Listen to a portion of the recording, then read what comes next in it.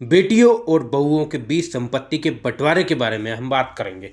जब किसी परिवार में संपत्ति के बंटवारे पर मिलने वाले शेयरों की बात आती है तो बेटियां और बहुएं अलग अलग स्तर पर होती हैं। विरासत या उत्तराधिकार द्वारा संपत्ति का हस्तांतरण व्यक्तिगत कानूनों से प्रभावित होते हैं और विभिन्न कानूनों द्वारा शासित होते हैं। बेटियों की स्थिति के बारे में बात करें तो उनके पास बेटों के समान ही अधिकार हैं।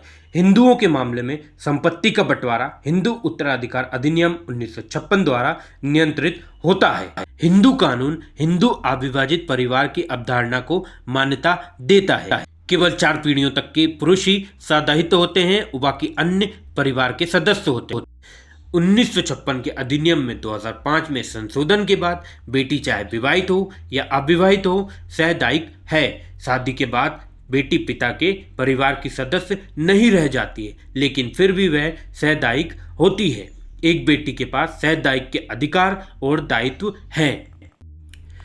वह बंटवारे की मांग कर सकती है। अविभाजित परिवार की संपत्ति में उसका जन्मसिद्ध अधिकार है।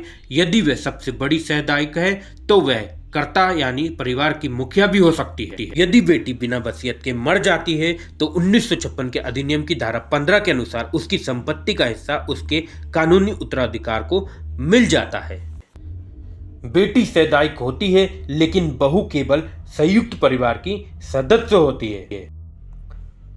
पिता की स्वयं अर्जित संपत्ति के मामले में पुत्र या पुत्री का उस पर कोई जन्मसिद्ध अधिकार नहीं होता है। यदि पिता की मृत्यु बिना वसीयत के हो जाती है तो संपत्ति का हस्तांतरण 1956 अधिनियम के नियमों के अनुसार होता है, जिसके तहत बेटी को प्रथम श्रेणी के उत्तराधिकार के रूप में कवर किया जाता है और उसे बेटे और अन्य कानूनी उत्तराधिकारों के साथ समान अधिकार प्राप्त होता है। मां की संपत्ति में भी बेटियों का हिस्सा होता है। बेटियों और बेटों को अपनी मां की संपत्ति में समान अधिकार प्राप्त है। बहू की स्थिति ससुराल की पैतृक या स्वअर्जित संपत्ति में बहू का कोई अधिकार नहीं होता है।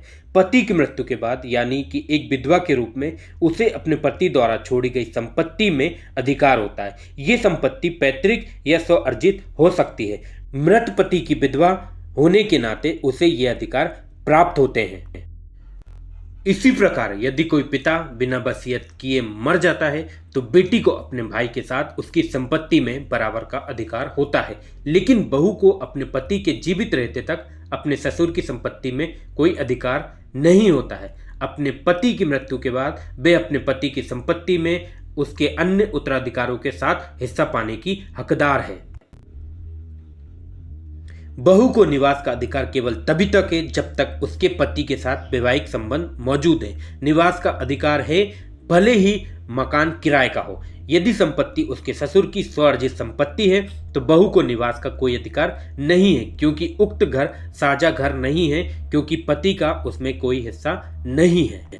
एक विधवा बहू को केवल कुछ शर्तों के तहत अपने ससुर से भरण पोषण का अधिकार है, जैसे कि हिंदू दत्तक ग्रहण और भरण पोषण अधिनियम 1956 में निर्धारित है। संपत्ति के बंटवारे की बात करें तो जब संयुक्त हिंदू परिवार में संपत्ति का बंटवारा होता है तो बेटियों को बेटों के साथ समान अधिकार प्राप्त होते हैं। ससुराल की संपत्ति में बहू का कोई अधिकार नहीं होता है। वह अपने पति के माध्यम से ही ससुराल की संपत्ति पर अधिकार प्राप्त करती है। एक परिवार की बेटी शादी के बाद दूसरे परिवार की बहू बन जाती है। शादी के बाद भी उसे अपने पिता की संपत्ति में पूरा अधिकार है, लेकिन ससुराल की संपत्ति में सीमित अधिकार होते हैं। इसके अलावा बहू के भी कुछ अधिकार होते हैं जो शादी के बाद उसको मिलते हैं, जिसके बारे में हम नेक्स्ट वीडियो में बात करेंगे। तो मिलते हैं नेक्स्ट वीडियो में, तब तक के लिए जय हिंद जय भारत।